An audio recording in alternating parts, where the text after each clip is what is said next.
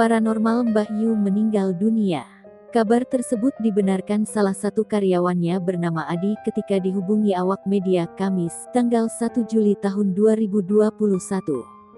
Adi menambahkan, Mbah Yu dilarikan ke RS Premier Bintaro sekitar pukul 13 waktu Indonesia Barat karena kondisinya menurun.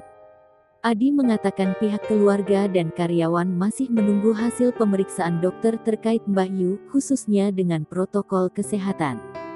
Diberitakan sebelumnya, Mbah Yu menjadi salah satu paranormal yang sering meramal kehidupan dan pribadi seorang artis selama hidupnya.